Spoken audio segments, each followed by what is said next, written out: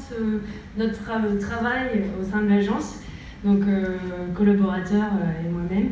C'est vrai que ça fait 10 ans qu'on travaille sur l'énergie, la sobriété énergétique, puisqu'on est certifié bâtiment passif, donc des bâtiments qui ne consomment pas d'énergie. Donc on travaille sur cette indépendance énergétique. On travaille sur l'indépendance alimentaire. On est en train notamment de construire des fermes urbaines, démonstrateurs pour montrer que c'est facile aussi et adapté de produire l'alimentation locale. Bravo Pascaline, bravo. On prend beaucoup de plaisir à venir aujourd'hui représenter la Maison Bleue. On est un groupe de crèches basé à Boulogne. Et beaucoup de plaisir parce que les territoires que vous représentez parlent beaucoup d'avenir. Et quand on parle d'avenir, on pense souvent à nos enfants. Les enfants, c'est le cœur de métier de la Maison Bleue. Depuis plus de 15 ans, on accueille 12 000 tous les matins dans nos crèches, un peu partout. On a quelques clients qui sont ici. Nos clients, ce sont les entreprises qui nous confient les enfants de leurs salariés.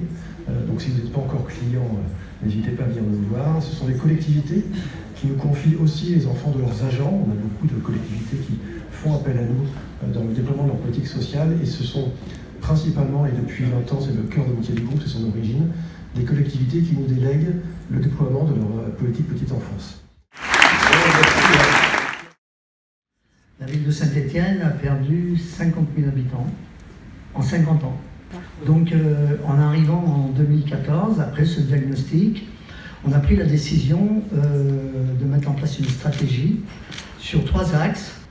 Démolir, on a démoli 220 000 m². Réhabiliter, on a réhabilité 3 000 logements, ou tout du moins incité à la réhabilitation 3 000 logements privés. On a incité et développé 3 000 logements sociaux.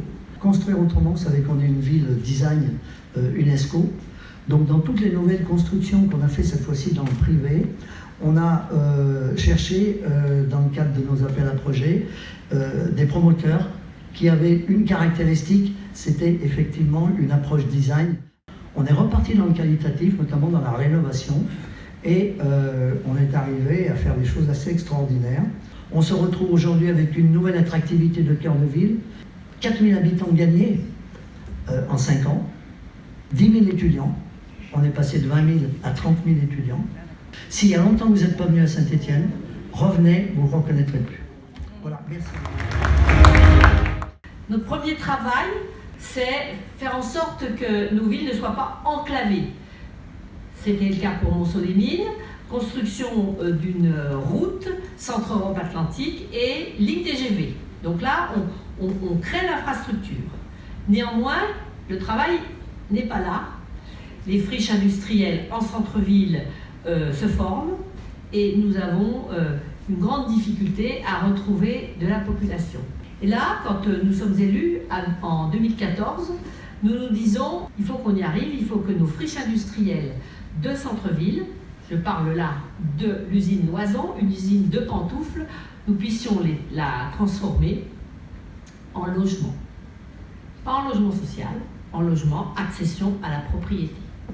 Nous réussissons donc à construire, on va poser la première pierre, maintenant le terrain est nu, tout est démoli, en centre-ville, 32 logements.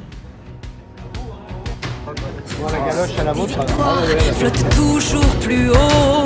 France, ton histoire et ton nom claquent comme un drapeau. C'est la flamme du soldat qui ravive la foi. Ta patrie est partout là où rayonne la France. C'est le F, révolté de la fraternité. C'est le R, espérance de toutes les résistances. C'est le A,